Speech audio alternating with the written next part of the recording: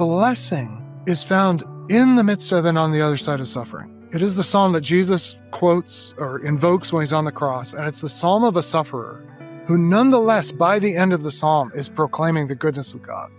And that's blessing. It's not avoiding suffering or getting these kind of cheat codes to the universe. Blessing is actually being implicated in all the sorrow of the universe and all the sorrow of your own story and that of those around you. And nonetheless finding that there is real life in the midst of it and beyond.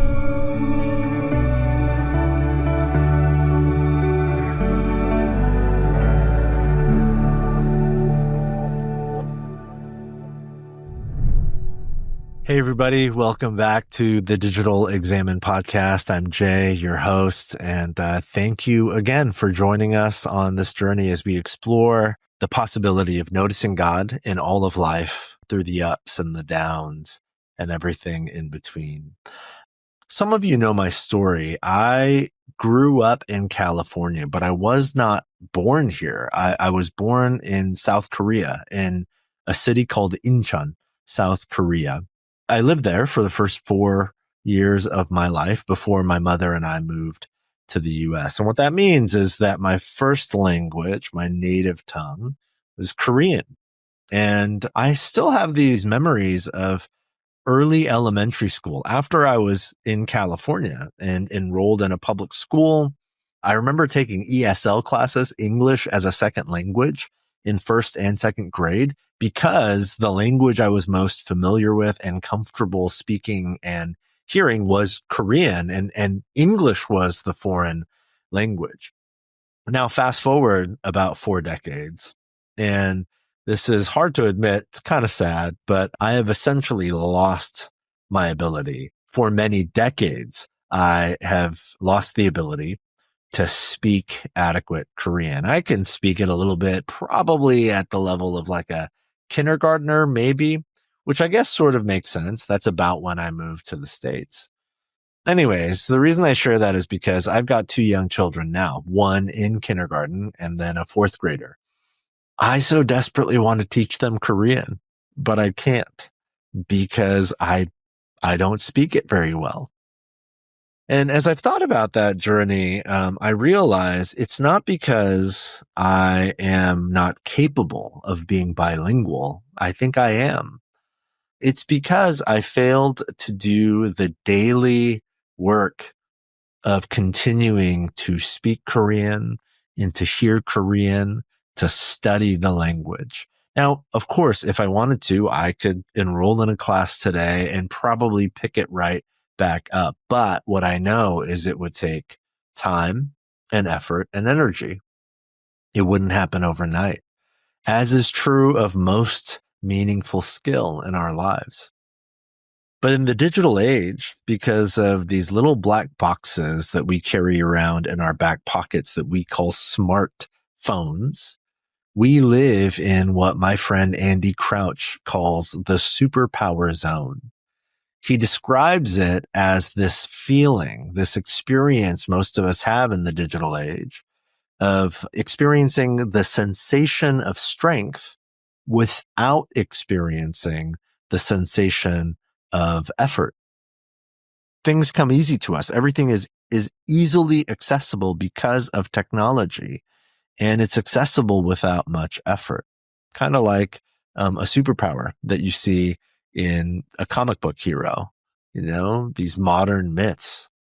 And so today I'm talking with my friend Andy Crouch, who has been one of the most influential people in my life in terms of how I've thought about in recent years, technology and digital technology in particular, and what it is not just doing for us, but more importantly, what it is doing to us, how these technologies are forming us, and in some ways, deforming us, and the sort of reformation that many of us need.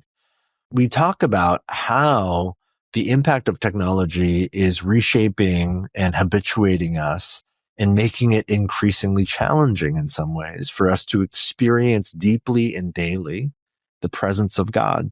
If you're not familiar, Andy Crouch is a partner for theology and culture at Praxis, which is a venture building ecosystem that is intent on advancing redemptive entrepreneurship. They're doing incredible work. He serves on the governing board of InterVarsity Christian Fellowship, and he's the author of several books, including The Tech-Wise Family, Culture Making, and the crux of our conversation today is based on his most recent book called The Life We're Looking For, Reclaiming Relationship in a Technological World. It is one of the best books I've read in recent years. I cannot recommend it highly enough. And I think you are going to be challenged and provoked and encouraged and inspired and equipped through this conversation. So without further ado, here is my conversation with my friend, Andy Crouch. Andy, thank you so much for joining us on the Digital Examine podcast. Thank you, Jay. It is a pleasure to get to talk with you anytime. Oh, gosh. Yeah. Well, all of our conversations are so meaningful to me. This one's uniquely meaningful because you know this, but maybe our listeners don't. Your work and then your friendship from a distance over the last few years has been profoundly beautiful to me, but also like really rich and helpful to me as I've thought through just my own life and my own sort of habits and the way culture has habituated me in some ways. And I think that's one of the reasons why many of the folks who listen to this podcast are listening. We sense an ache within us. And so I want to start by asking you, it's a big, broad question, but you do in your most recent book, The Life We're Looking For, you do such a beautiful job of unpacking the ache. You tell this story early on in the book that I think is familiar to many of us. It's certainly familiar to me. You tell this funny story about getting in the mail what initially looked like a very personal letter from someone. Yes. Personal handwritten note. You're like, and that's so rare for us these days. You're like, oh my gosh, what is this so beautiful? Who's this from? And only to discover it was from a company looking to sell you new windows. Yes. And then you write something that I think in so many ways frames the book. You say that there is a consequential difference between personalized and personal. So I want to ask you to begin, because again, we can relate to the ache, maybe like expand on that difference and some of the unique challenges we face to personhood in the modern world. Yes, right. Well, that does capture it pretty well because, how often do you get a handwritten letter these days? It's so rare, but it was such a good fake. It completely had me until I opened the envelope. And it turns out that this delightful, alleged young woman, I forget her name, Clarissa or whatever, who works for Anderson Windows, clearly does not, maybe she exists. She doesn't know me. She didn't write the letter. It's this incredibly elaborate personalization when what we're hungering for is the personal. So, what we're hungering for is the thing we were looking for. The title of my book is The Life We're Looking For. What are we looking for? The moment we're born, we're looking for a face. We're looking for another who looks for us and sees us and knows us. And instead, what we now have actually are extraordinary simulations of being known, but not actually being known. And, as you were asking this, Jay, I was wondering, is this new? And I have to think in some ways it's not entirely new. I think there's always been a gap between what human beings are made for and at our best long for, and what we settle for in a way, or what the world settles for giving us, because it's not always our own choices. It's the systems we're embedded in. So in some ways that has to be as old as the human, story. But in another way, I do think what we now get from our world are amazing kind of alternatives to getting things done by being a person. And of course, this is what ultimately, I guess I named the window company. I'm pretty sure it was Anderson Windows. It was one of those big companies. Anderson Windows actually has a very valid and valuable mission, which is to let light in while keeping, in my part of the world, bugs out, right? Or keeping weather out. That's like human image bearing, to make our dwellings and to build something worthwhile. But in the desire to scale that up and to make that efficient and make it work in a modern economy, at some point they switched from what at one time would have been a personal sales call from a salesperson, usually a salesman back in the day, they switched from that to this kind of automated way of getting this done. And what it creates is a world where we're kind of constantly opening letters, opening notifications, swiping on our screen, swiping right or left on our apps, hoping to make a personal connection. But it's all behind this layer of technological mediation that leaves us very hungry. So maybe that's one way of kind of setting up what I think is at stake here. How do you think, anything humans do for any extended period of time? There's, obviously a lot written about like neuroplasticity, how malleable human beings are based on experience. Right. Do you think there's any sort of consequential ways in which we, particularly today in the digital age, are being rehabituated, reformed, essentially, even in our desires, maybe? I've heard you say this, and it was like a real paradigm shift for me. There's that phrase, digital natives. Young people, emerging generations are digital natives. And you're the first person I heard say I was in a room with you, and you said, there are no digital natives. And it goes back to what you just said earlier. It's a big part of the book. Every human is born looking for another human, looking for them. And yet, we all know many young people, maybe most of the young people in our lives, who have been rehabituated. Right. There's a lot written about now about sort of the increase of social anxiety and all sorts of things.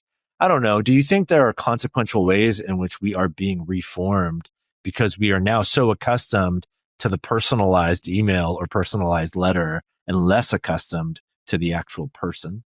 Yes, I have a couple thoughts about that. One is that this personalized world delivers some things we actually want, including, in addition to things we really would rather not have, like unnecessary window sales. And that is basically control. So Sherry Turkle, who obviously is such an important student of our moment and our age, our digital age, at one point, a number of years ago now, but this is still, I think, very accurate, asked college students who she studies closely in her lab, her psychology lab, why they preferred to text rather than talk to their friends. And the answer comes down to control. So when I text you, as opposed to when I talk with you, even in a mediated environment like this, like I can see you, you can see me, and I don't actually have complete control over this conversation. Not only are you asking me questions I may not anticipate, but as I respond, I'm doing so in a way that you pick up information that I'm not intending to send you, for better or for worse. Now, that can be tremendously enriching of our relationship, and it's actually what relationships are made of in some ways, is all the lines of communication we can't control. But it's unsettling, right, to be on my end and knowing that you're seeing and hearing things that I may not want you to see or hear, or inferring things I may not want you to infer. And if I could just text you, I would have at least many more degrees of control. So I think we all get some things out of this thinner way of relating. And I absolutely believe people come to prefer it, at least in some settings, or some people do. The metaphor that comes to mind, Jay, is from another development in technology, which is recorded music. So one of the things that's made recorded music possible in the digital era is compression. So a full fidelity audio stream is, I forget the numbers, but, megabits per second of information. The kind of musical experience you have, should you go to a really complex acoustical environment like a symphony orchestra, I mean, that's an incredible amount in information theory, an incredible amount of information that your ears and your audio system, your own internal nervous system are able to process. Well, that doesn't really fit. And especially in the early days of the internet, did not fit through these very narrow pipes we have in the form of media. So we have these increasingly sophisticated algorithms to compress, of which the one that everybody will know is MP3, right? So MP3 can be done at different bit rates. It can have higher or lower rates of compression. So you would think that what people would prefer is the real thing. That is, the more it sounds like the real original sound, the real sound that was present when it was first recorded, you'd think people would prefer that. And until about 15 years ago, they did. In other words, when you played people like CD quality sound, which is very good, or I think there's actually one level even above CD, people were like, oh, that's the best. And, there were audiophiles who devoted their lives to reproducing sound through recording as best as they could. About 15 years ago, the preferences of younger listeners started to change. And when you play them a CD quality file and then you play them a highly compressed MP3 file, they actually prefer the compressed audio.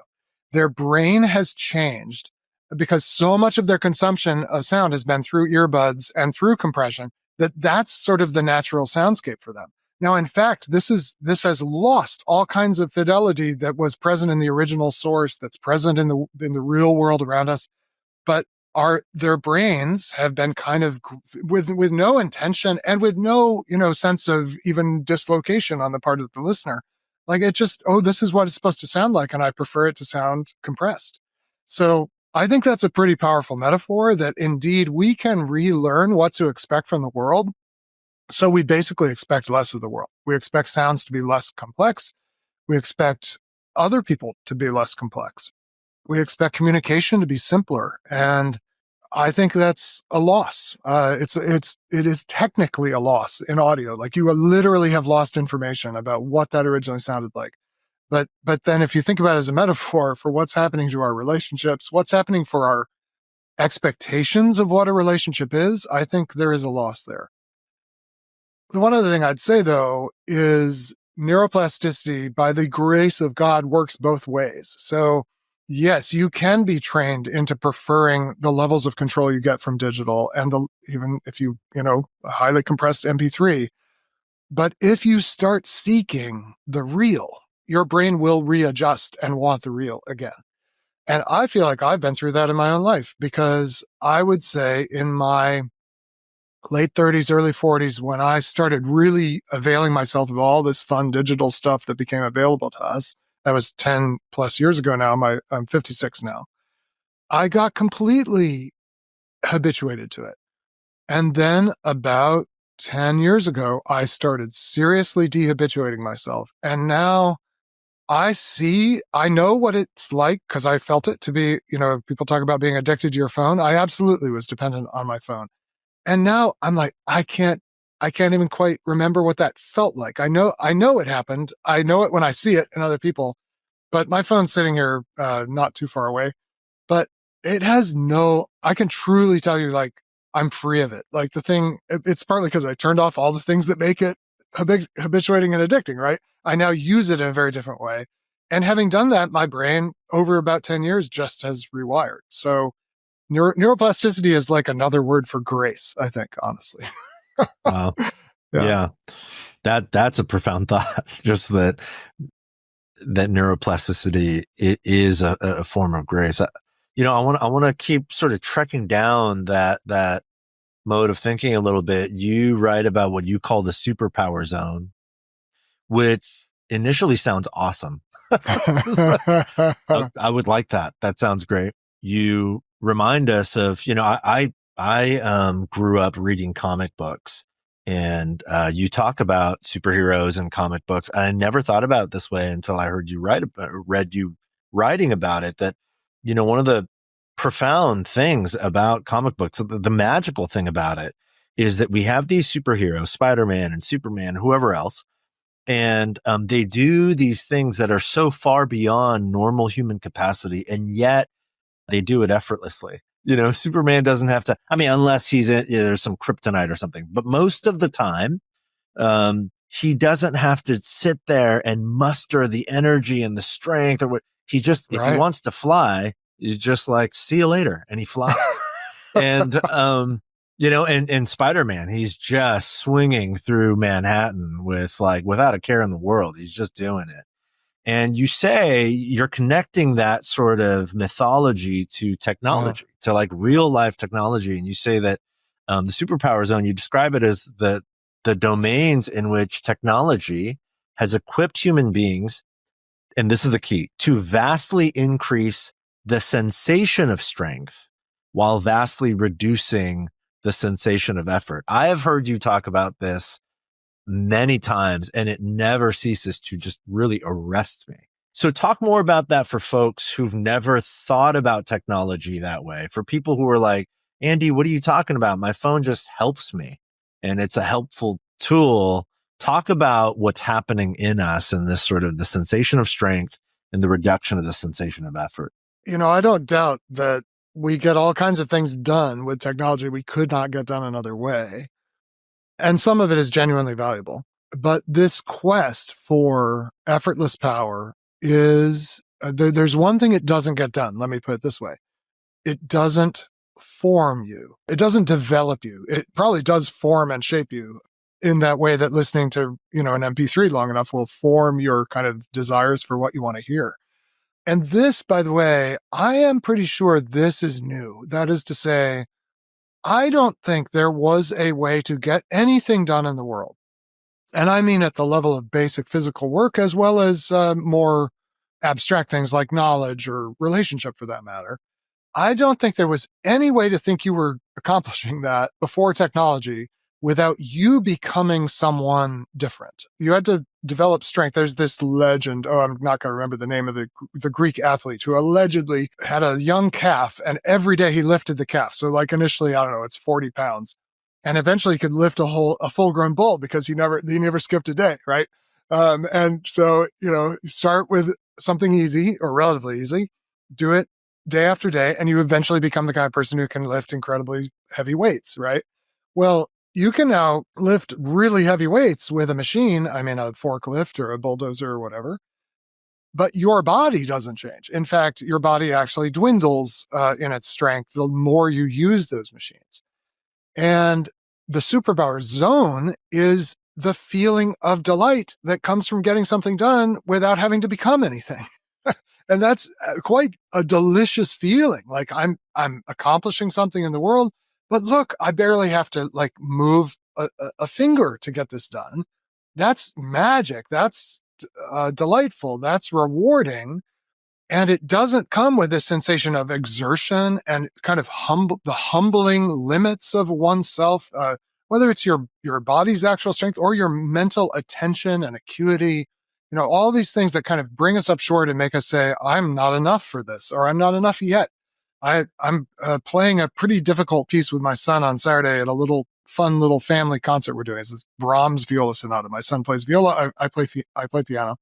The first thing I'm going to be doing after we talk here is going back down to the piano because there's like 4 passages in it that honestly today, Thursday, I cannot play. And Saturday, I need to be able to play. And between now and then is the extremely humbling reality of practice. I have to like just take that one little passage, do it very slowly over and over, making sure I get it right. And I know myself and my abilities well enough that I know if I do about 3 hours between now and Saturday, I who cannot play it today will be able to play it 2 days from now. This is not like learning to play the piano. This is just, but I like trained for years to play the piano, and I still have to do this very humbling thing.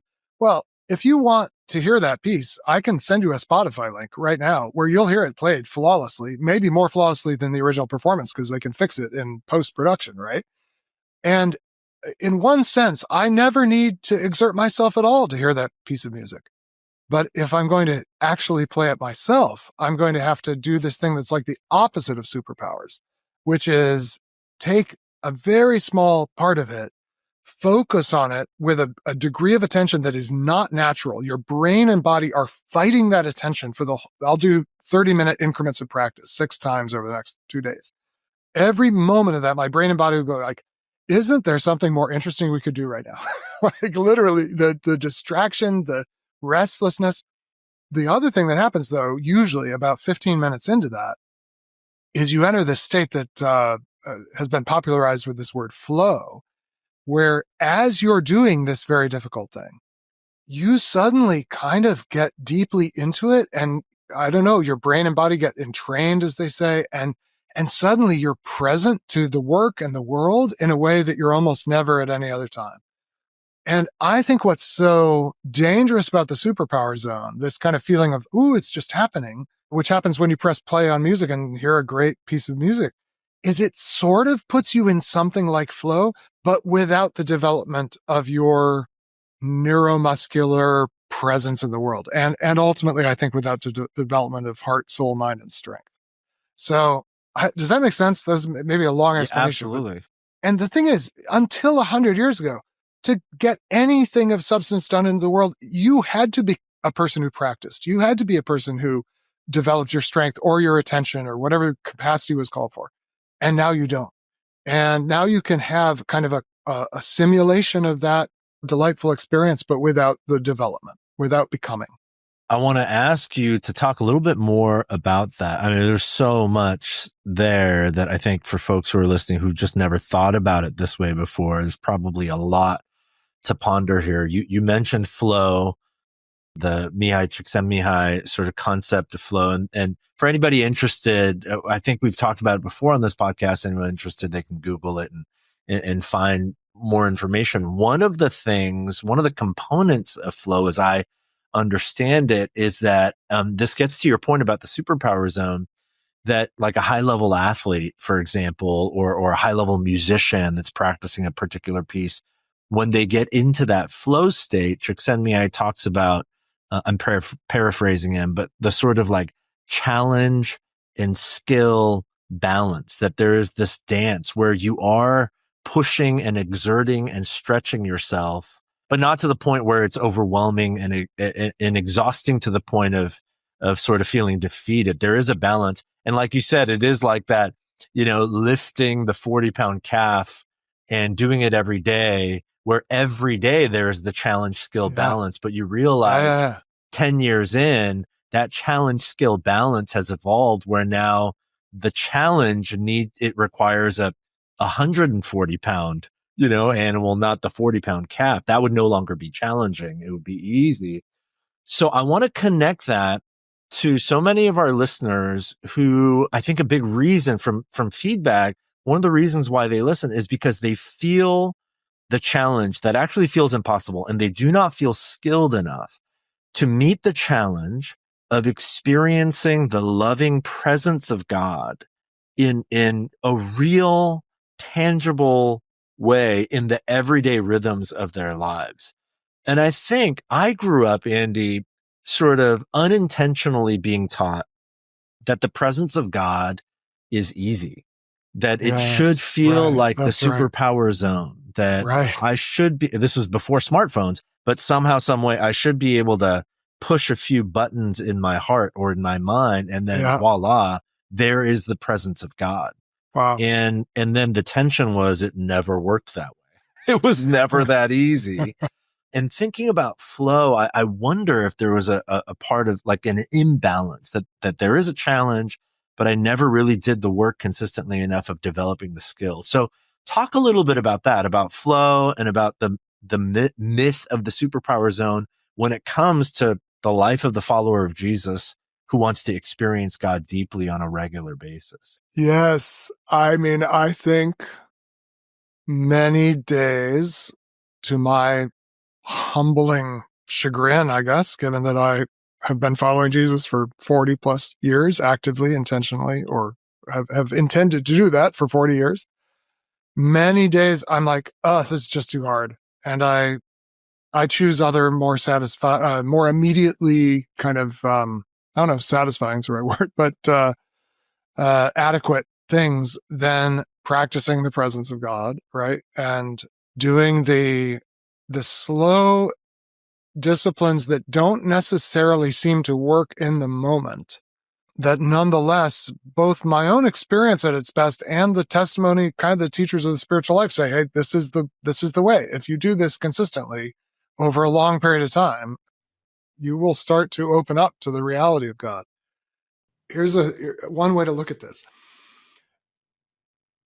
One of the things that bothers me about contemporary worship music, there's two things actually to say about contemporary worship music. One is, it is absolutely the number one way people seek to have kind of worship superpowers, is to get into an environment where this amazing music is being made by other people, and it feels like a worshipful environment. So put on your worship playlist on Spotify. I'm not saying this is an all bad thing to do, but if that's your way of like shortcutting to get the sense of spirituality, right, without actually having to be a person of prayer, that's a problem. And I think a lot of what people, even people who show up to church, are sometimes looking for is hoping that the worship band is that like will create the worship superpowers for us. The worship band is like Superman for worship, and the rest of us just want to fly along, like hitch a ride on the Cape, rather than actually becoming the kind of people who, ideally everywhere we go, but especially when we gather with fellow believers, like in ourselves is the capacity,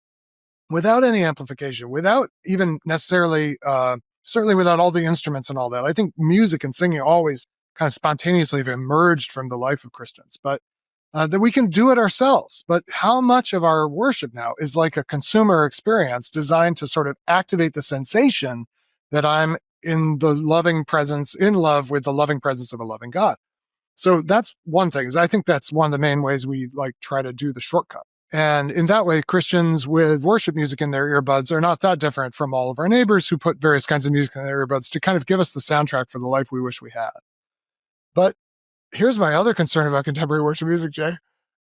A great deal of it expresses mystical thoughts and sentiments that like 0.001% of Christians in history have ever legitimately been able to say they attained. Like, so it's basically about the final stage of union between the soul and God, which is likened in scripture and then in the mystical tradition to the relationship of lovers. It's the relationship of the lover to the beloved. So, Julian of Norwich can talk this way. Teresa of Avila can talk this way. But these are people who, for one thing, through tremendous suffering and then through tremendous like preparation of the heart and the soul and the body, came to a point of being able to have these experiences where they truly felt merged with the love that is God in a way that almost romantic language is the only adequate language for. And you come into worship Sunday morning in a lot of churches, 9:30 a.m., you're on your second cup of coffee, you were yelling at the kids in the car, and you're like, "You're the only one I want, Jesus." And just like these extravagant, quasi-erotic language that the church for 2,000 years was like, do not use that language unless you are like a certified saint. Yeah. So we do this leap over what it actually feels to be like to be a Christian for me, and into this realm that is not false because it is what is promised to us. The wedding supper of the Lamb, we will all ultimately be united to Christ in this way.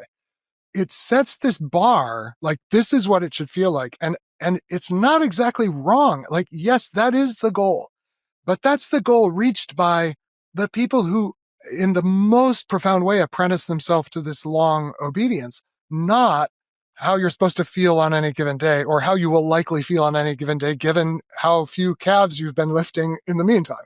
Does that make sense? Absolutely. Yeah. I think that's probably such a gut punch. In many ways, it's a gut punch to me. It's like, oh, I think we sing that song that you just, I honestly I get it. You should do an audit. If you're a worship leader or a pastor, including you, my brother, you should do an audit of the songs and think about which of these are just realistic, are unrealistic for our congregation to sing, like just knowing where we're at. And don't sing them because I'm not saying we shouldn't proclaim the goodness of God. Like what I'm talking about specifically the personal, highly individual kind of, and frankly, the only word for it is eroticized, like language that is authorized by the mystical tradition, but it never was just sort of indiscriminately used by the Christian population. It was always recognized like it's like when Paul says he knows someone who was caught up to the whichever heaven it is, the third heaven. And he says, you know what? I'm not even going to talk about that. Like, yeah, I did experience, he pretty clearly is talking about himself, though he won't even say that directly. He says, I know somebody who. Instead, he's like, I think I'm going to talk about the thorn. I will boast in the thorn. And what we have now is worship that is where the thorn is hardly mentioned and is not done justice to in the language and music and sentiment of our worship. And the utter elevation and ecstasy of a certain kind of spiritual experience is spoken about routinely. It's like the opposite of what Paul himself modeled. I want to give us a moment here to ponder the superpower zone and to think about flow.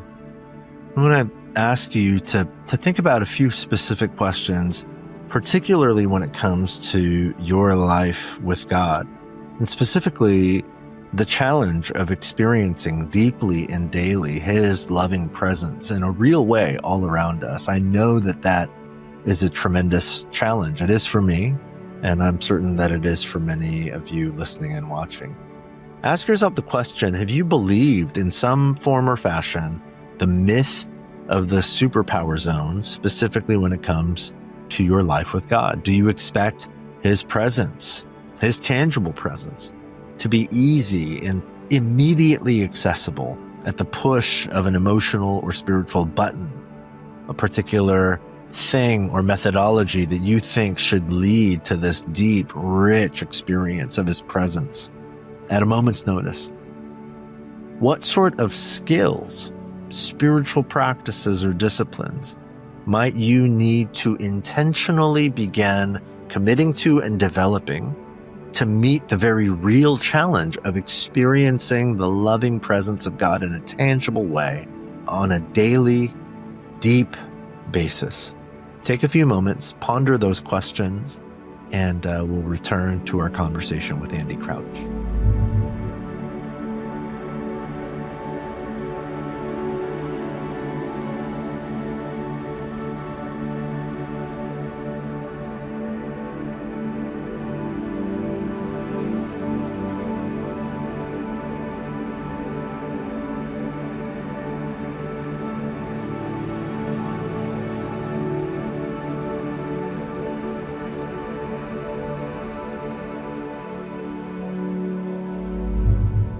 Such a profound thought. It does, for folks who are listening, maybe who are church leaders, these are some things I've been thinking about in recent years, much of it due to just conversations with Andy and things I've seen from Andy. And it's been so helpful. And I just want to give this encouragement.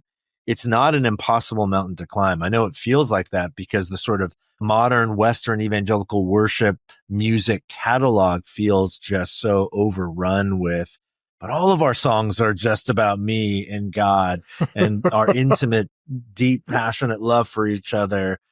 And one, I would say, if we expand our horizons to a larger swath of music, both modern and ancient, that's out there, there is such a robust sort of catalog that is accessible to us. The other thing that has been helpful for us, Andy, you mentioned it already. Actually, just before I jumped on this call with you, I was in our weekly sort of looking ahead to the next couple of weeks meeting with our worship pastors. And one of the things that they've shifted to is, it's simple, but it's been profound, to moving toward much more we instead of I sort of singing. Yes. It's true. It helps so much. Yep. Yeah. And it's true to the actual embodied experience. I'm in this room with all of these other people. Wow. And our worship leaders have gotten into the mode of regularly reminding folks, when we say we, yes, it is we in this room, but it is the great, grand, beautiful we of the followers of Jesus for many generations. Join them, the cloud of witnesses and the global church who are gathering all over the world. We are somehow, by God's Spirit, sort of bound up in this family together. And then another thing that has been helpful is, again, this sort of came from my learnings from you, is to ask the question, okay, if we sing these 4 songs or these 5 songs, we were just talking about this an hour ago, do these 4 or 5 songs at least begin to paint a picture of the spectrum of human experience? Or is it 5 songs that's just all about, oh, God is so good and he loves me so much and I'm so passionately in love with him? Or do they reflect the Psalms, where there is much pain and doubt and anguish? And yet it makes me think of the Psalm of Ascents, again, going back to the Superpower Zone, Psalm 120 to 130 something. They didn't just sing those songs. They walked those songs. Wow. They felt them. They climbed, they had their legs hurt as they sang. Wow. And the more we can do some of that, it feels like it's a way for us to get into, to experience flow, at least put ourselves in position to experience flow and to sort of remove ourselves from the superpower zone. Gosh, I could, this is a whole other conversation, Andy, that I could have with you about worship music. But I want to make sure, without giving away the book, I can't recommend it more highly, but without giving away the whole book, you have these 3 key shifts in the life we're looking for that are really practically helpful to live more fully as persons in our technological age. You talk about moving from devices to instruments, seeing our technological tools as instruments and not devices. And then in our own lives, moving from families to households and then going from charmed to blessed. So I know I'm posing a tremendous challenge to you, but are you able to briefly and succinctly just 2 minutes? Yeah. just For sure. you got more than 2 minutes, but just sort of like clue us in. What do you mean by those shifts? Well, they're all shifts in the direction of, in some ways, the harder, better life, I would say. And so the shift from devices to instruments is actually what we ask our technology to be. Rather than asking it to primarily give us superpowers, we actually go back to what human beings have always done, which is treat it as a tool. But instrument to me is such a good word because, we talk about scientific instruments, for example, and they can be very high tech. So I'm married to a scientist, an experimental physicist, my wife, Catherine. And if you walk into Catherine's lab, like it's full of technology, but it's all used as a tool for human beings to do that flow-inducing thing of training themselves for years to get to the edge of human knowledge and be able to like move that frontier just one step further, right? And that's this incredibly beautiful human, actually very communal, relational activity, scientific research. And the technology is just there to help human beings be more human. It's not there to find out about the world for us. It's there to like help us do our job, which is what tools do. And it's developmental. The more you use it, the better you get, rather than devices where the more you use them, the less good you get at whatever you're doing. And the better the device gets, but you don't get better. So one of the things that's interesting about our phones, as we call them, we don't actually talk on them very much like phones, but our smartphones, our smart devices, is they can either be the ultimate device that just does everything for you, entertains you, communicates for you, or they can be the ultimate instrument that actually opens up the world. I think the most fundamental move with technology, what I became convinced as I wrote this book, is as much as technology is a big deal in our world and is shaping our lives, there are some deeper things that have been going on that we have to also rethink. And one is essentially the relational environment we live in. And we've just gotten into this situation. Something like 60% of the housing stock of Manhattan, where I work, where our headquarters office is, 60% of those apartments are studio apartments. It's an island of people on islands in their little studio apartment. And most of us don't live in that level of isolation, but even the single family home that's like the default American dream thing is, I think, not the right scale. We're meant to be embedded in more relationships than just your marriage, if you happen to be married, or your parent and child, the kind of nuclear family. We're the first people in history to try to live in such a lonely way, frankly. And we do it because we can afford it also. Like, I think actually a lot of people would like to live with less proximity to people. It's just they can't afford it. And modern people in some places and times can.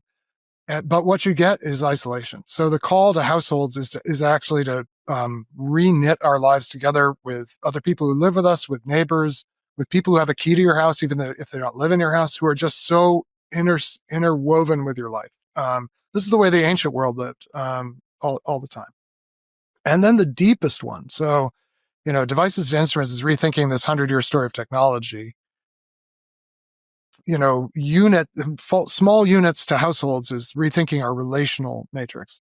But the deepest one is what I call from charmed to blessed, because I realized a few years ago that when I myself use the word blessed to describe myself, what I actually should have been saying charmed. I've lived a charmed life in the sense that some forms of suffering that come to most people have not come to me.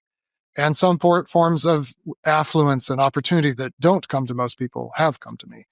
And it's not actually because God was like, I want Andy to have that, and I don't want any other, all these other people, too bad.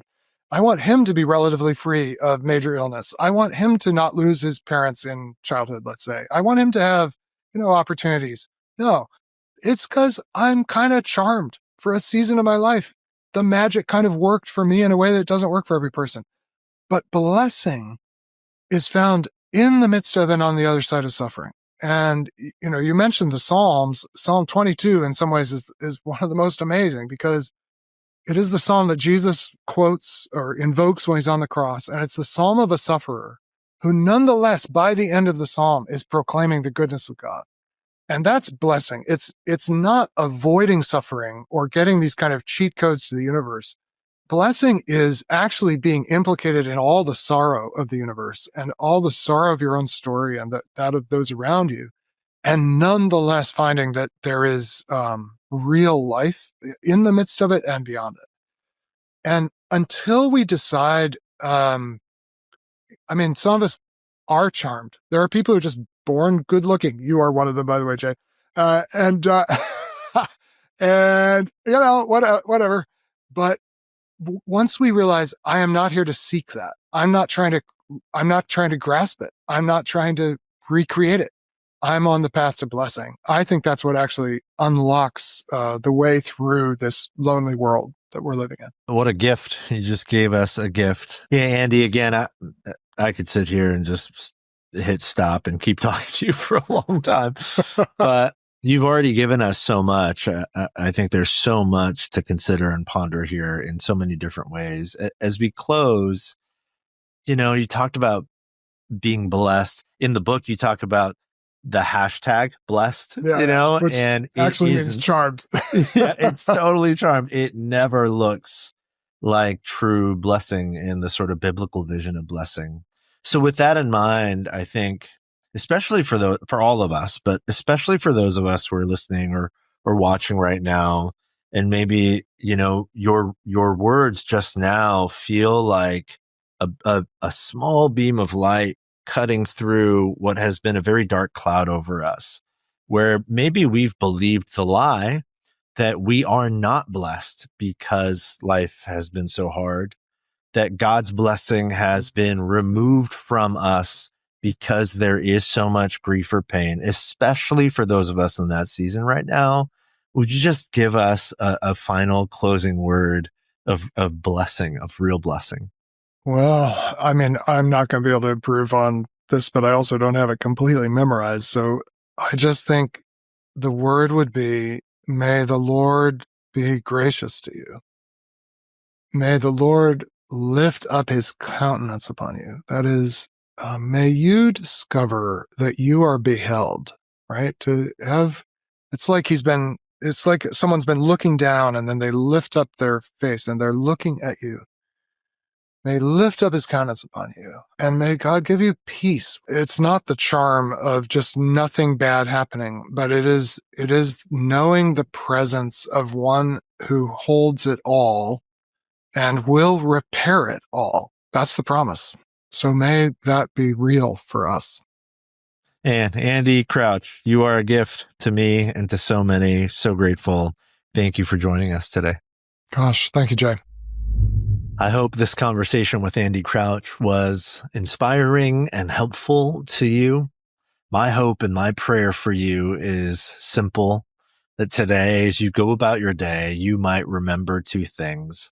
One, you are a person with a name, a person who is seen and known and loved by the God who made you. And two, that experiencing the loving presence of this God who sees you and knows you and loves you, this God who so desperately longs to be with you, experiencing his loving presence in a tangible way, in a real way, will not come without effort. That you might begin to reorient and maybe restructure your life, all of life, heart, soul, mind, and strength around his presence that is right in front of you. If you would just remove the barriers and the challenges with intentionality and with strength and with skill to experience his loving presence daily and deeply. I want to leave you with our closing prayer and benediction. Father, Son, and Holy Spirit, in this still moment, we pause to rest and relax into your presence. We thank you for the gift of this day, for the moments of light and levity and all of your many graces, big and small. Help us to notice the goodness you weave in and through all things. Help us to reflect honestly on our missteps, to bring them to you humbly. We trust in your mercy, which is always healing, always restoring. Remind us of your nearness in our joy, our sorrow, and all our in-betweens. As we look to tomorrow, grant us the courage to surrender our plans to your care. Fill us with a trust that is grounded in your goodness, and open our hearts wide to your love, that we may carry your grace into the world. Amen.